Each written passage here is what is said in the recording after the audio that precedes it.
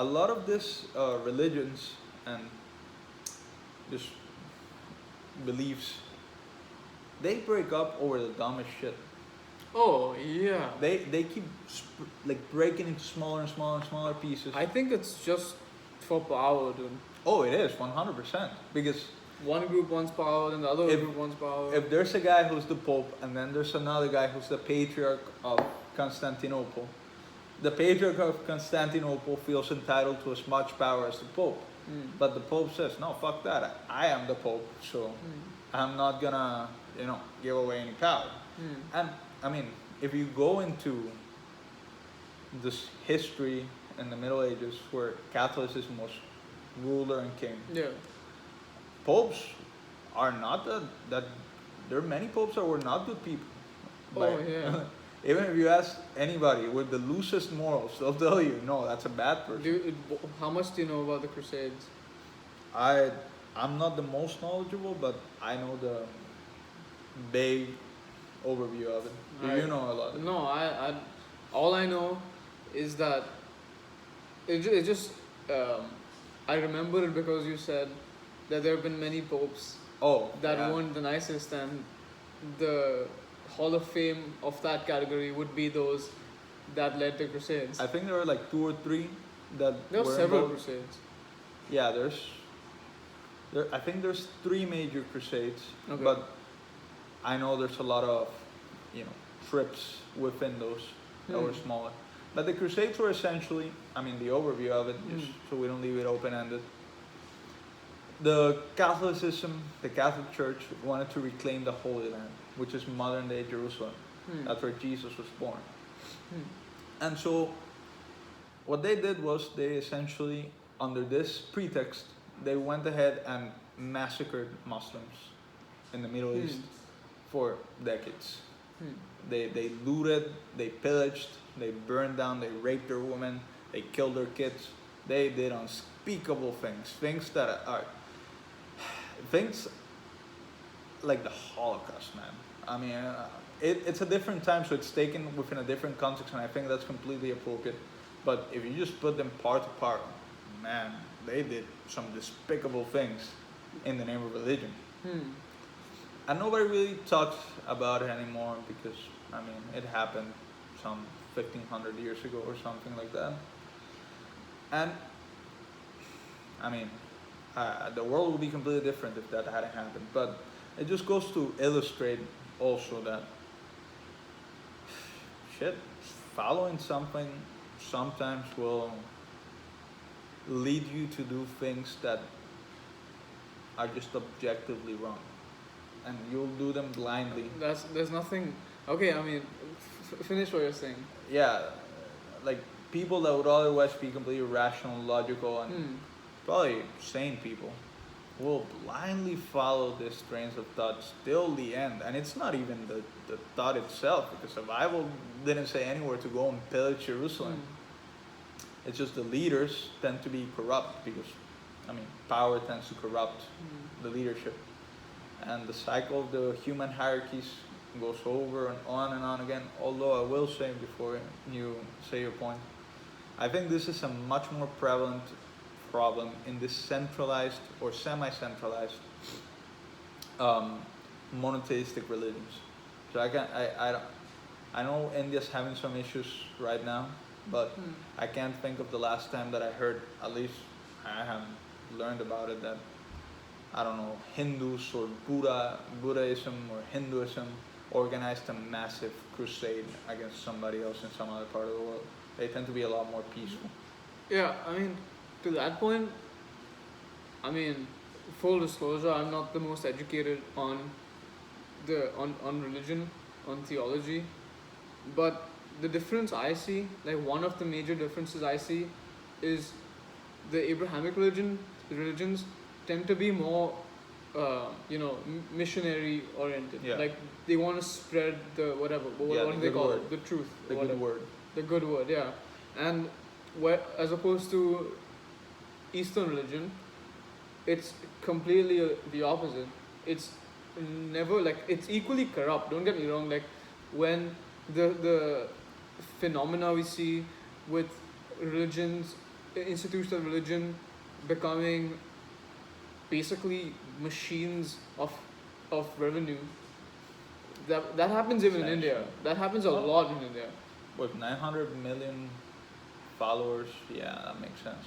That's any widespread religion is essentially a money machine. Yeah, so that's definitely there, but it's the, let's call it, mass violence, historically speaking at least, tends to not, at least in my knowledge, isn't, especially if we talk about Buddhism specifically, Buddhism and other religion like such as Jainism, which is like a subsect of Hinduism in a way, those are like fundamentally peace oriented. Yeah, like non-violent. Jainism, for example, their core philosophy is the the the idea of ahimsa, which is non-violence. So if you to carry out a violent act is to fundamentally oppose the idea, where, and like obviously, like the Crusades show, and the killings and the 7 millions of within the Islamic world show, to be violent under that belief system, there's nothing that explicitly says, okay, now you've crossed the line. It's all within the line. I mean, the thing is that, I mean, I've had the chance to study the Bible for many years because I was in Catholic school and I got this drilled into my head pretty hard. The thing is, the Bible itself, it's pretty ambiguous, man. It really is, because, I mean, there's no one person that wrote the whole Bible. It's a bunch of stories compiled by a bunch of people who wrote them. And, I mean, if you're a follower and a believer, you think they were all inspired by God. But, I mean, objectively, they're very vague, man. If you see them through a rational lens, there's many of them that, if you isolate them by themselves, which is the way I think it was meant to be done, yeah, it makes sense. It's like, don't steal, don't kill your brother, don't have sex with your own mother, stuff like that. Respect your father. All of these things that I'm telling you are explicitly there. But stuff like, because, yeah, well, I'll get into that in a second. But stuff like, yeah, let's throw rocks to this woman who showed her hair. Let's just kill her, throwing rocks at her, massacre her in the town square. There's nowhere in there that says that. And if there is, the only instance where I can think of it was in the New Testament, when Jesus is there, and they have this woman who they're gonna, I don't know the word in English, but basically they're gonna kill her by throwing rocks at her. Stoning is the word, yeah. They're gonna stone her to death, and Jesus gets in the middle of it, and he says, whoever's clear from sin, whoever's ready to die right now and go to heaven and be with my Father, throw the first rock. And everybody stopped and they let her go, because like I said, it's a story. It's meant to be. How are you gonna be judging people when you don't have your house in order? Yeah. When you're not, you don't feel completely squeaky clean yourself. Yeah. So a lot of it has been twisted over the years, and I personally think a lot of it has been rewritten and edits here, edits there, take a little bit off here, put a little bit extra there, just to accommodate the political intentions that, for example, the popes in the Middle Ages had. That's how they were able to justify it. Because, I'm sorry for being blunt, but if you think this more than 2,000 plus old book hasn't gone through edits and changes, you're an idiot. Because it's like any story, and especially because many of these things weren't even written down until later on. Yeah, the text was edited even before the first transfer to written text. Yeah, exactly. And that's not even taking into account translations. Yeah. So these texts have been edited over and over at least hundreds of thousands of times in the history of the world, possibly millions. And I do think for most stories, the message holds. It's a message of respecting your fellow human being and doing things that will aid the group to strive forward and not hinder the society so it doesn't crumble into hell on earth. I do think the message has stayed, but man, some religious cuckoos, crazy people, No, it's twisted quite a bit. Yeah, I mean, because the fundamental purpose religion fills, right, is hope, because it gives, like, humans being humans have a very innate need to understand shit. Like, generally they want to understand everything, and the biggest mystery is life itself. And we, regardless of, irrelevant of how far we've come, we still don't know the answer to that question. Nobody does. And the way that we cope with this void of information is through religion, through a story at the end of the day that gives us means to reconcile this lack of understanding.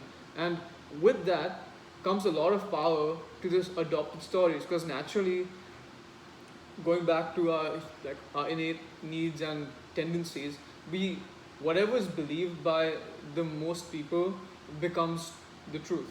Right. And like we just saw, there are 3.3 billion people, or 2.3 billion people that follow, let's take Christianity as an example, follow Christianity, then that becomes the truth. But by the mere fact that there are so many other people who also believe it to be true. And with that comes a lot of power in the hands of Christianity. And with that comes a lot of power in a select people's hands. Yeah, like you said, having so many people believe in the same concepts and stories inevitably is gonna make the religion or whatever it is to institutionalize, which is what happened. And once you institutionalize, you're inevitably gonna have people who are leaders of the institution, those who are in charge of maintaining and helping the institution thrive. And man, most of the people who are chosen for that, first of all, they're not chosen in any democratic way. They're just chosen. I think it is like because I remember watching a video on the process through which. Oh, I'll tell you the process through which they pick the Pope. Yeah. I mean, the whole process. I'll tell you the process. The same, right? The way you increase up the ranks, and they become priests, then they become I don't know all these words in English, but they keep ascending until they get to a point where they're cardinals, I believe. But there's a council of cardinals, and dude, let's be honest, all of them think in the same way, and it's been not too long ago. One of these cardinals turned out to have raped some bunch of kids. So it's not really democratic. If anything, it's not democratic at all. Actually, it's all within the ecosystem. Yeah, within the organization. Yeah. Say they're like the board of directors, and they choose the Pope. And once they can make up their minds on who the Pope is gonna be, then the Pope becomes the ruler until he dies or he does something despicable enough that